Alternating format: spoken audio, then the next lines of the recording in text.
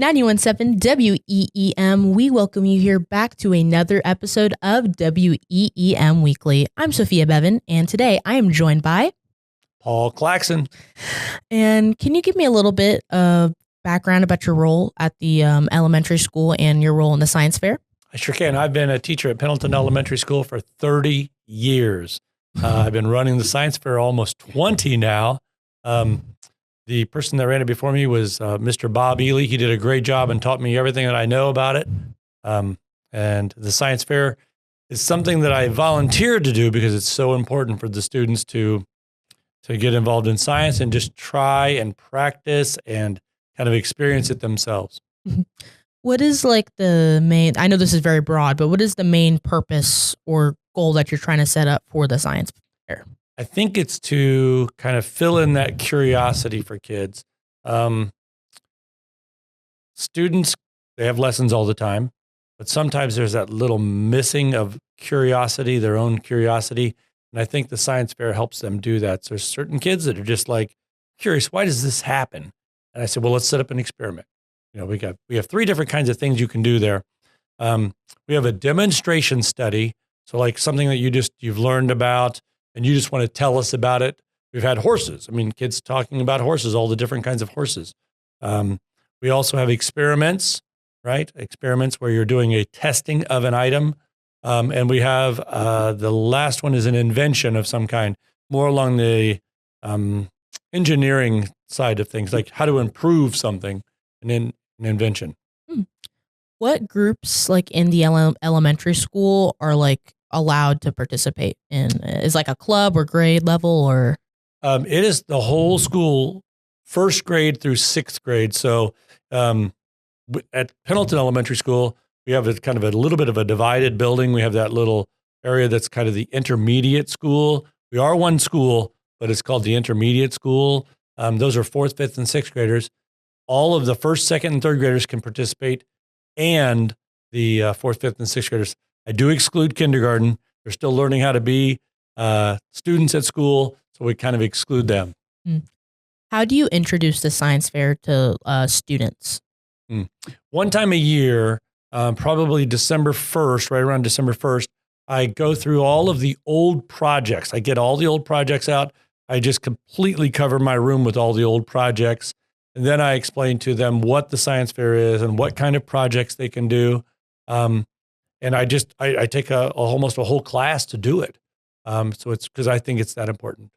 I know you mentioned like you start near December 1st. How long does the whole process of the science fair usually take? Just how long? The first part is doing the introduction to the science fair, and I open up the signups then. I always explain it to students like this. I say, science fair probably would take you 2 or 3 days. Like when my own kids were doing it back a long time ago, it'd take them 2 or 3 days to do the project.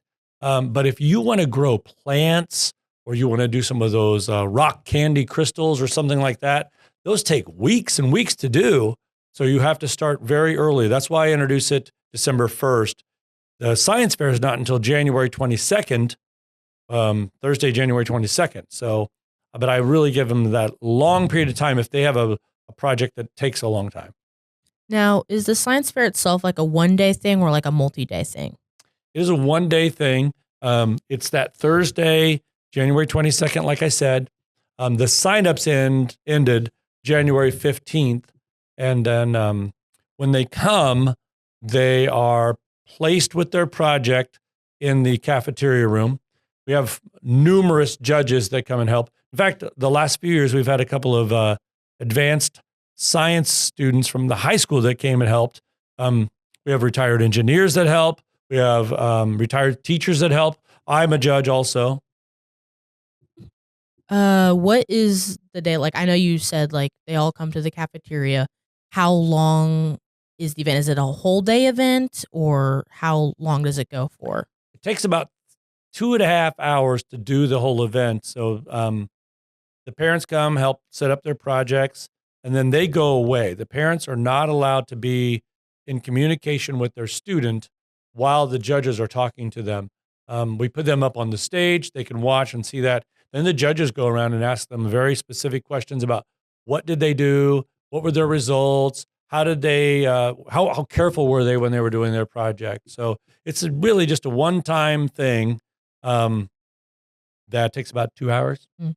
When the projects are being judged, are they like, is there a different criteria that they're supposed to meet? Like, what is the like whole like evaluation process of it? Um, well, I don't have my form with me, but there's a form that we use that talks about like um, knowledge of the topic, how thoroughly it was covered, how careful they are with their data collection if they're doing an experiment. So it's how thorough they talked about those things. Trying to think, there's a couple of other little things they do. Yeah, every judge has a form, so we all score each category the same. Like there's a certain number of points, and then it becomes like judges' uh, observations that give them their score. This is more of like a fun one. Mhm. What has been like, or you said you've been doing this 20 years. Yes. What is your favorite project that you've seen a student do? This is so great. This is such a great question. We had a student that kept talking about how her dad's car remote control unlock wouldn't work very well. It like you had to get really close to the car. Mhm. And she read this article that said that if you hold it to your chin, it turns your brain into a battery, no, an antenna, and then you can get farther away from your car. And so they had pictures and videos. They were at the high school parking lot. They parked the car in the center. Then they measured out a really far distance, and they would check and see if it would beep for them. They got farther and farther and farther away. Now, it's a little different. The part they weren't maybe super careful with was that there might be obstructing things in the way, or obstructions in the way, but it worked so much farther. And I was like, what? That really worked? I can't believe it. So holding the remote control against your chin, if it's really cold out and you got to get to the car fast, hold it against your chin, push the unlock button so you can get in your car faster. Huh. Well, now you guys know that. Yes. What materials and resources do you provide for the students to like help them get started on their project? Yeah. When I do the introduction, what I have is a big, long list of websites that can help them choose a topic. Then they have to choose that topic. From that point, it really is that they have to get their own materials. They're when they're choosing their topic, they can also go like the cost of the topic. So they can say a very cheap project that's fast, or they can say an elaborate project that cost is no issue. Mhm. Like going back to you've been doing this for a very long time. Mhm. How has the science fair like evolved since you first started, or even whenever before to where it is now? Yeah. A long time ago, probably my fifth year, we had really like 100, 120 kids each year. And it's dropped off a lot. It's really dropped off a lot. I think that everyone's so busy with different activities that the science fair kind of fell off a little bit. Like 2 years ago, we had 40, and then last year we had 30. This year, right now, before the deadline, we have about 17 signed up. So it can be a very small science fair, but I'm going to keep doing it because it's so important. Mm. And this is like with the winners and stuff. Like Mm. how what is like do they get any like reward from winning or what is Yes, it? yes. So each year they get a medal. So they were judged in three groupings.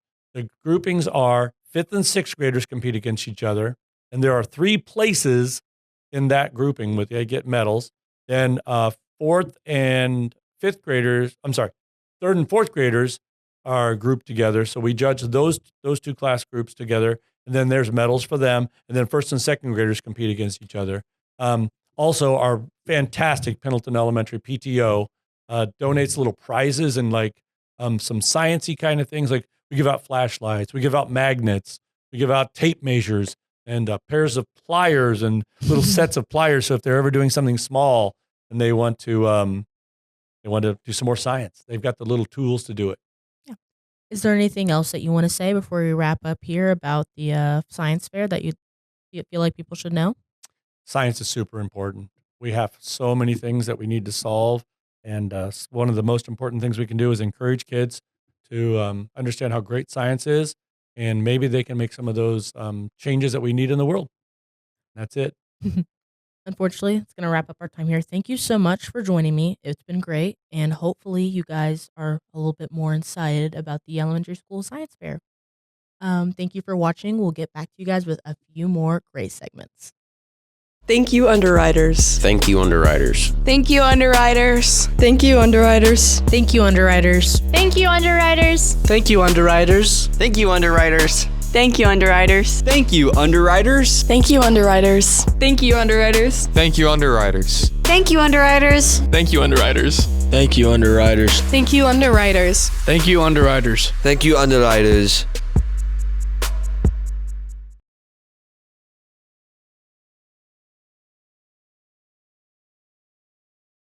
Welcome back to another episode of WEEM Weekly. Today, I'm Callie Alexier, and today I'm joined by Frau Claxon. And Frau Holt. What do you guys do within the school? I teach German and I teach world history. So some of my students don't know me as Frau Claxon. I'm just Mrs. Claxon, 2 periods a day. I have mostly freshmen in those classes. I teach German 1 and German 2 at the high school, and I teach German 1 and world languages at the middle school.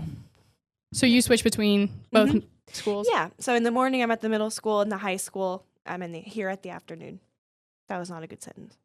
So there is a Germany and Italy trip planned, if I am correct. That's correct. So would you give me like a quick rundown about the trip and how you came about it? Yeah, sure. So I've been taking trips that my husband and I, Mr. Claxon, have organized for a couple of years. It's a lot of extra work. And my colleagues have been taking trips with EF, which stands for Education First, for years and really liking that experience. And so I thought, well, let's try it. So EF is making the arrangements, and we and some other fellow teachers are recruiting just kids to come with us. And it's about a 10-day trip, and it starts in Rome. And honestly, we spend more time in Rome than we do in Germany, but that's okay. I teach history too. And in Rome, we're going to see the Vatican and the Pantheon and the Colosseum and right? We're spending quite a bit of time in Rome. On our way to Austria and Germany, we're going to stop in Florence and spend a day there. We're going to see the Leaning Tower of Pisa. And we're going to spend a day in Innsbruck, Austria, and then spend a day in Munich. That's the plan. So is this your first trip you're going on, Frau Holt? Yeah, so this will be my first trip going with students, and it'll only be like the second trip I've ever really been on overseas, because I've only done my study abroad. So it'll be an interesting new experience for me. She's very seasoned. I'm not. Yeah. I need to be seasoned. I bet that'll be really fun. Yes. What made you choose to go to Italy as well as Germany?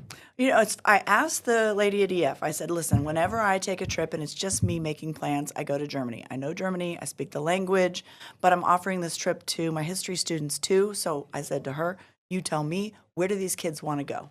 And she said, Italy. And I want to take a big group. And we're close. We've got 22 students at this point. If we get 30 students, we get a bus to ourselves. And that's my goal. So I'm trying to get my new freshman that came to me this semester that didn't hear about the trip last semester to join in. And if we get 30 kids, then we get our own bus and we don't have to mess with students from another school. So that kind of adds on to it. Who all can attend this trip? Like, is it just your German students, or can it be anybody within the school? Well, we're opening this up to essentially anybody in the school. So history students, students that are just interested in going overseas, students who want to, become more in tune with different cultures, things like that. They're all more than welcome to join. And the only kids that wouldn't be eligible to go would be current seniors because they'll be long gone. Yeah. But this year's juniors, who will be seniors next year, they also can join. And we have a couple of seniors that have signed up sort of as their big senior trip. For what is the price for this trip? Oh, well, we're going to have another meeting in which people can find out about the price. Any trip like this is intimidating in terms of the price. So we try not to scare people off before they've even given it some thought. But on February 24th, I'm going to have another meeting, invite parents, invite students to come and ask all their questions and learn all the specific details, get inspired, and hopefully sign up. Yeah. How long is the trip going to last? About 10 days.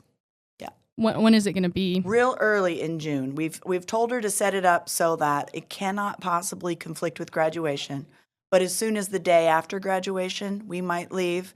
And I imagine it won't be much more than a day or two after graduation, because the closer we are to the beginning of June, the less money they have to spend on flights. So Yeah. anytime I've ever had somebody arrange something for me, we've left very, very quickly after that window of travel opens. Is that this year or next year? Not this year, next So year. 2027. Yeah, 2027.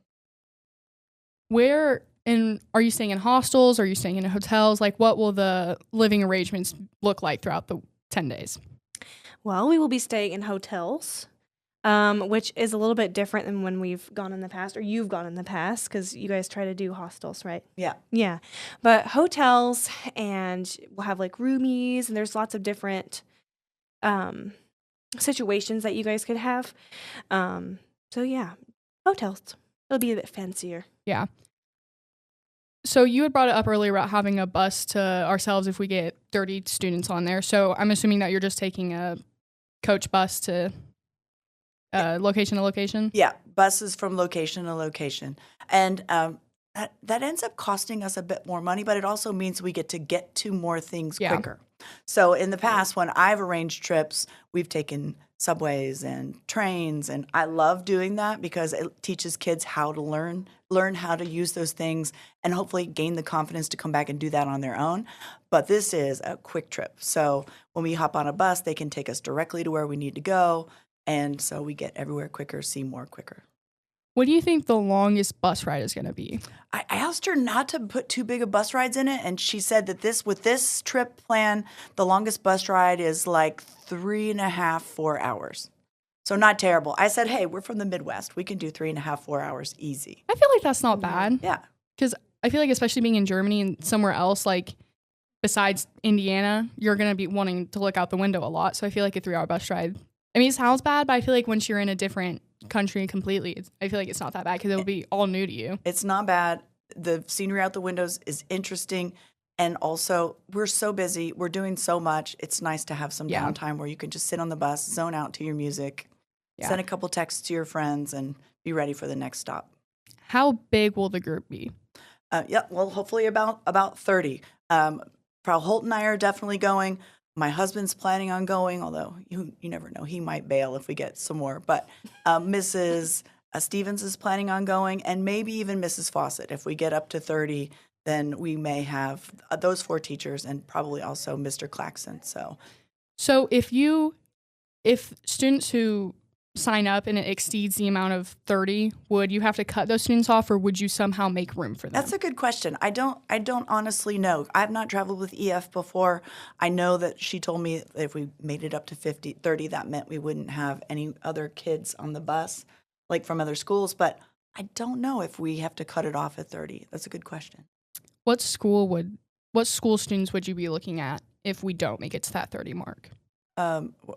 And they would put us with anyone else who was traveling the same trip at roughly the same time. Okay. So if that happened, if we were, let's say we're traveling with a group of students from North Carolina, we would wait until they're out of school and then all leave at the same time. So it can be anybody just traveling Germany, not just like an Indiana school. Okay. Yeah, it could be anybody. How many chaperones are there going to be? I know you touched on this. There are, at this point, I think only 2, besides the teachers, 2 parents that have signed up. But the parents of any students who sign up are welcome to join us. What can somebody expect to get out of this trip? Like, is it going to be all learning, or is there going to be like time to themselves? Is there going to be days where they can just go upon the streets of Greece or something, or not Greece, but Rome and just kind of shop or whatever they want? Well, because we're going to be on like a bus tour, like, yeah, you're going to have some freedom to go do some shopping, like in maybe some centers that we go to. We'll see lots of different tourist attractions and sites. Frau Claxon listed a few. There are lots. We're all going to be eating like lunch and dinner and things all together. That could be some downtime. I imagine we could maybe, like if we were close to some shops, could do some shopping there. Yeah, just to clarify, lunch is... Oh, yeah. Yeah, lunch is on... Students have to come up with lunch on their own. So that right there is some free time. Yeah. And it might be free time in sort of a food court sort of area. Or it might be, okay, you've got 2 hours in Munich, go find lunch. We're never going to have a day where people have the whole day to themselves. We like students to check back in with us a little bit more than that, but definitely a little bit of free time every day.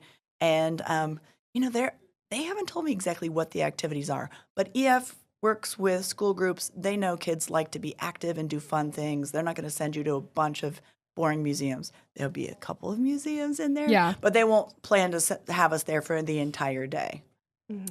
You had talked about a meeting this upcoming February. So will there be more meetings like that to where parents can maybe get more information on it and students get more information on it? Yeah, well, students can always come talk to any of the teachers that are involved to get more information. We had one meeting already earlier this year. I know there were at least a couple of parents that couldn't come because of conflicts. I think on February 24th, there really aren't any conflicts. So that's the night to come and ask questions. But even again, if they're not able to come to that meeting, all they need to do is come ask one of us for the information. And also, once they get that information sheet from us, they can find all the information online from EF. Yeah. So with your position currently having somebody new planning this for you, is it like, are you looking at something different than your previous Germany trips? Yeah, for a couple of reasons. One, I like the idea of involving my world history students.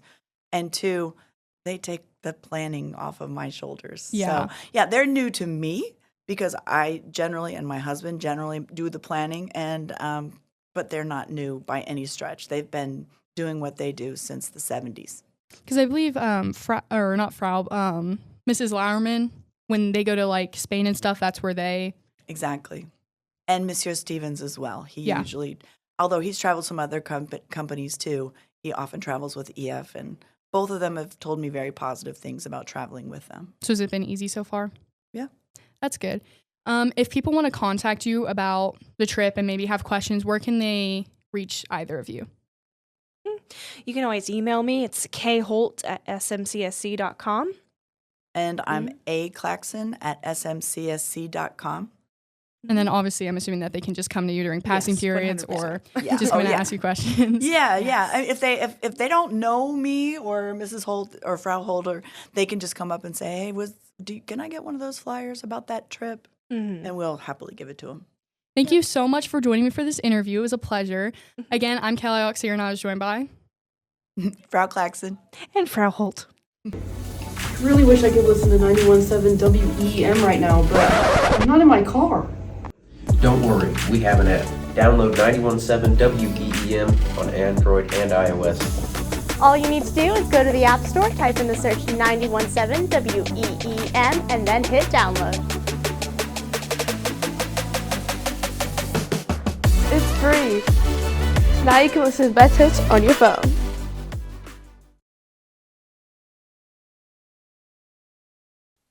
.7 WEEM. Welcome back to a WEEM weekly segment. I'm your host, Julia Walls, and I'm here with Brad Dixon, head swim coach, Pendleton Heights, boys and girls. So my very first question is, how long have you been involved in swimming and in coaching? Well, swimming is lifelong. My parents were very big. They both had accidents as children in the water, and so my brother and I were thrown into the water at a very early age, and they couldn't get us out of it. We embraced racing at a very early age, and so I've done it since I was probably 3 or 4. And then fast forward through high school and some college, and then with my own kids, I had a daughter who swam competitively for 14 years until she graduated. And then once she graduated, kind of got the bug to want to be on deck and coach. I'd always wanted to try it. Got the opportunity as middle school about 4 years ago, and did that for a year, and then joined the high school team as an assistant. And then when Coach Amanda stepped aside, took over the head coaching spot. So all in all, 4 years of actual coaching, but lifelong around the deck and around swimming in general. I think if my math is correct, you've been my coach since when I started middle school swimming. Mm-hmm. Yes. Was that your first year? Yeah, 7th grade for you, right? Yeah, 7th grade. Yeah. So so we've had a long journey so far. Yep. When did you start getting ready to when do you start getting ready to start the swimming season? Like, what are some of the things you do to prepare technically and mentally? Well, it's funny because pretty much the day we walk off the deck at the end of sectionals, or hopefully for some people at the end of state this year, we'll start already.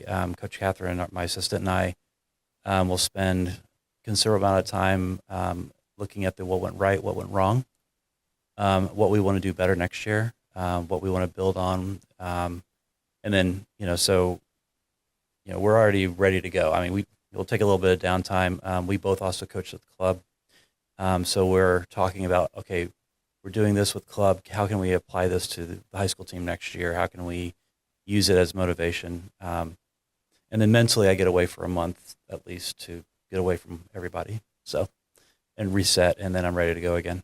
Does any of that preparation go into like specific swimmers?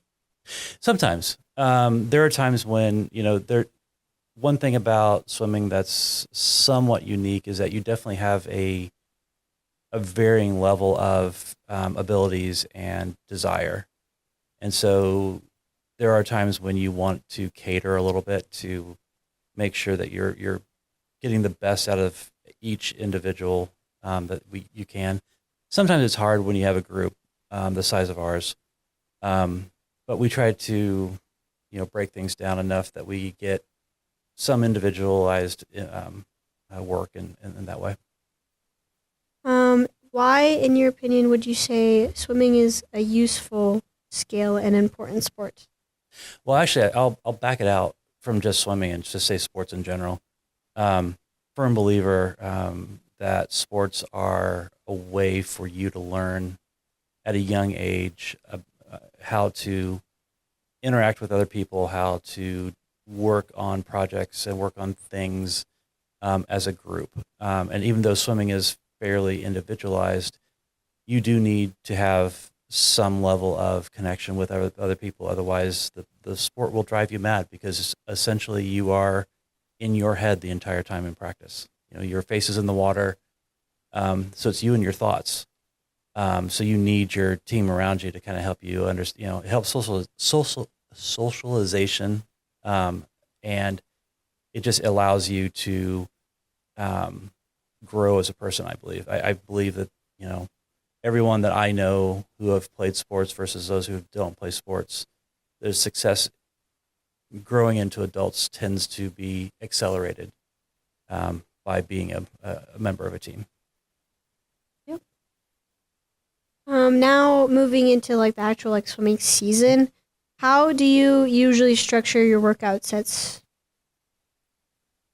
So, when we start the season out, we have different groups of people: club swimmers, non-club swimmers, fall athletes, et cetera. So there's a different level of conditioning that we have to work through.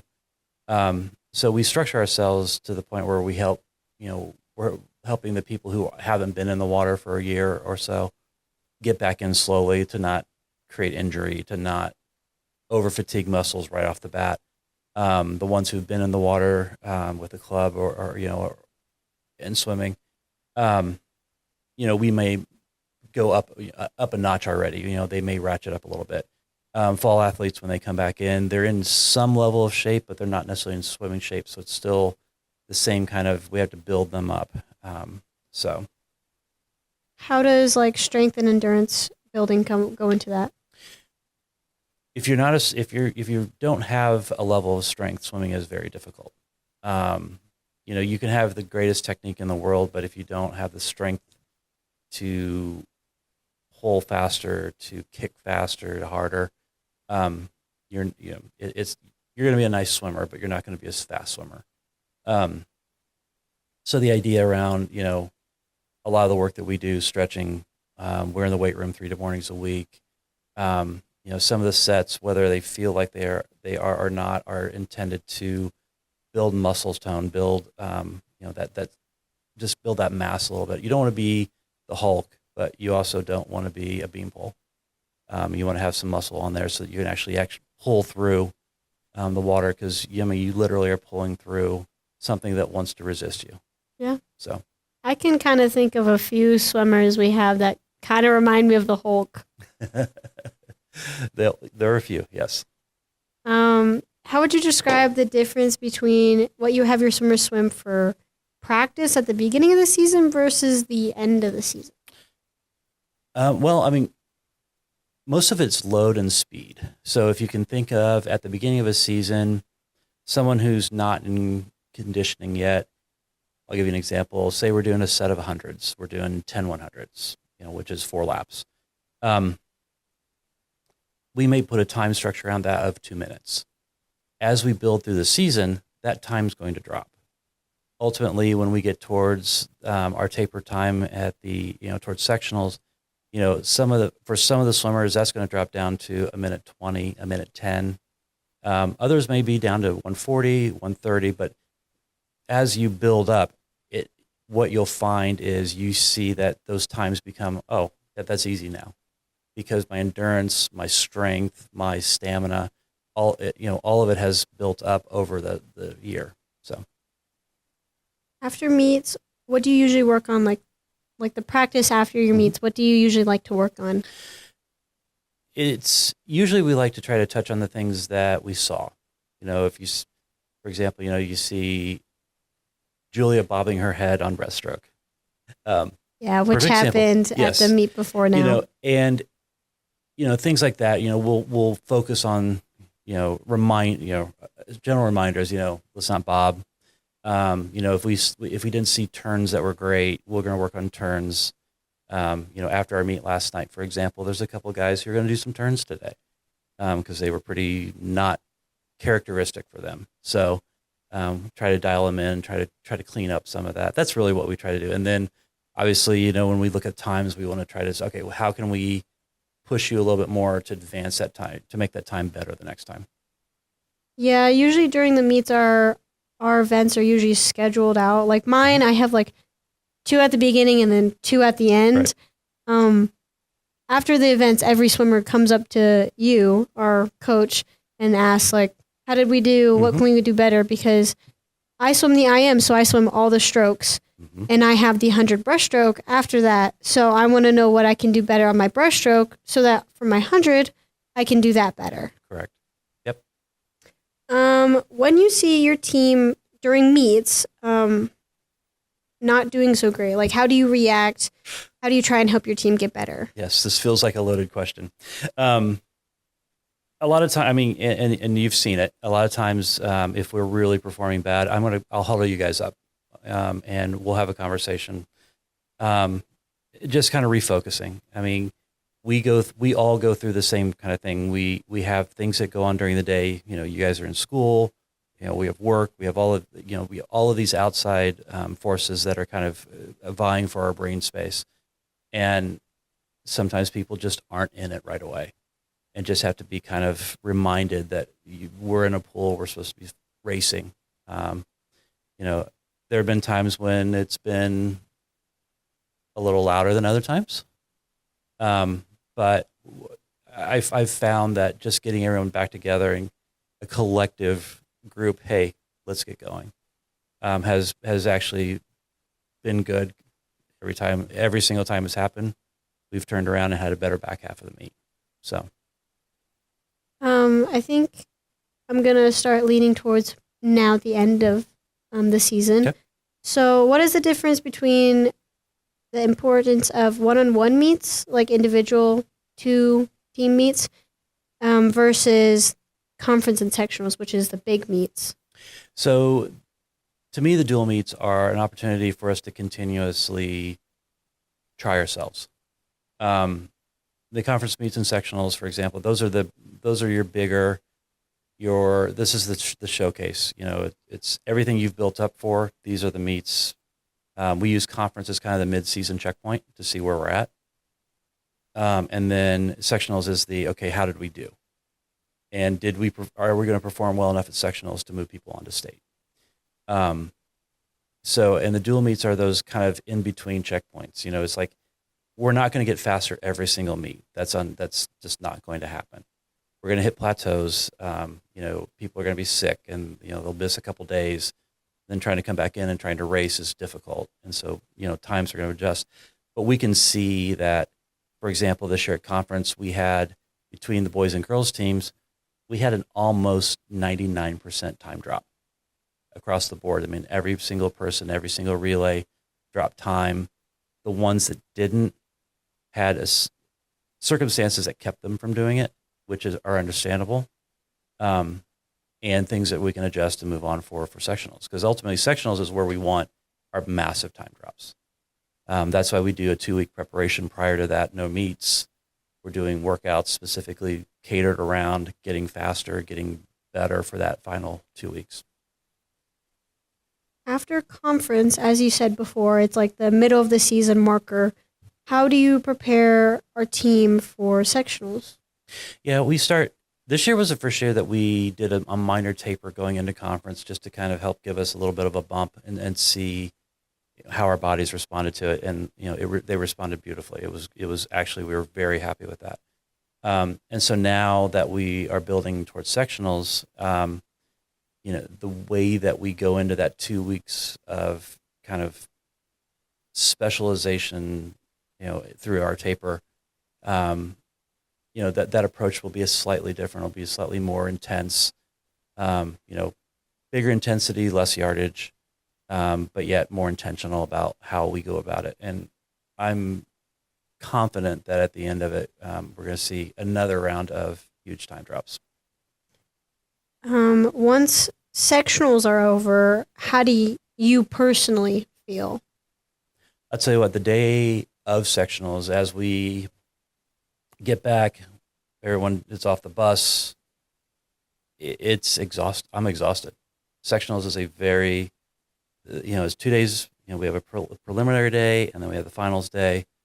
Those 2 days are the most fun, but the most exhausting days, just because your emotions go high, they go low.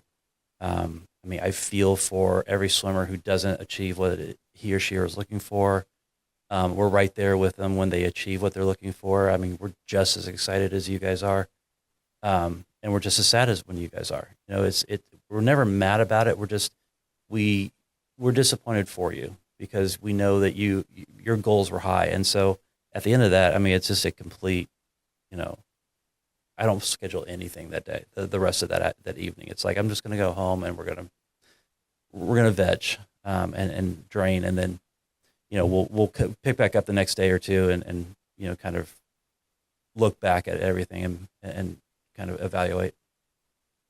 I know last year when I did sectionals, I dropped 10 seconds, which is a lot of time. It is a huge time. On one of my events. And I was super proud of myself. Even though I didn't make it to the second day, I was super happy that I dropped that much time.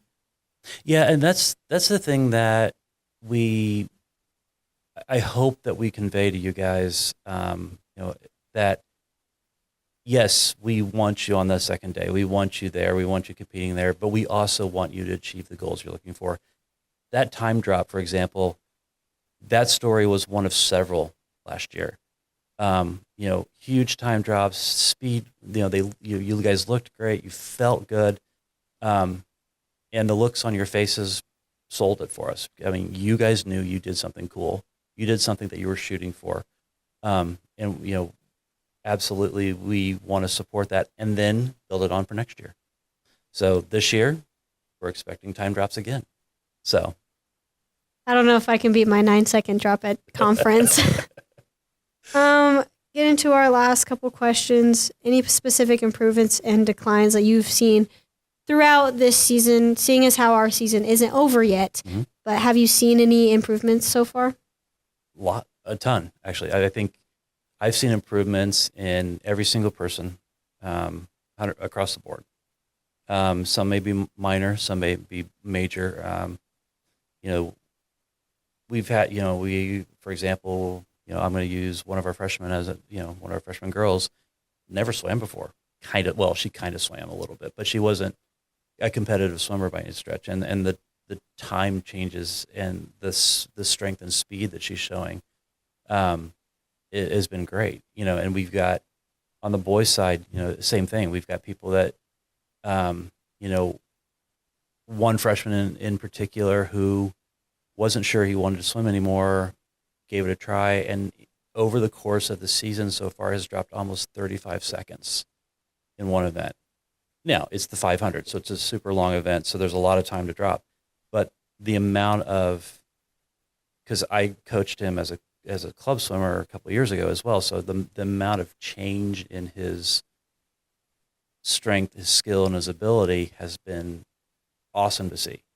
So, and I could literally go through every single one of you guys, every single one of the swimmers, saying you guys, and I can point out something very specific about every single person's change and how they've grown and matured and how they handle things differently. Because every single one of you guys has continues to blow us away. So, Any last minute thoughts you would like to share about our swimmers? I hope Julia drops another 9 seconds at sectionals. No, I'm just, like I said, I love this team. I think we have a very good core group an entire group of people, not just swimmers, but just people. We don't have internal strife. We don't have, battles. And it's rare because we are a boys and girls team. We're a mixed team. And to have the synergy that we have and to have the group of people who respect each other. Now, of course, you guys are high school kids. You're going to make fun of each other. You're going to say dumb things. And we all know that what's said on the pool deck sometimes we all just shake our heads and are like, okay, well, let's move on from that. But every single person is generally a good person. And, I think are going to grow up to be incredible adults. So. All right. Well, fortunately, that is all the time we have for this segment of WEEM Weekly. I was Julia Walls, your host, and I was joined by Brad Dixon. And we will see you guys in the next segment.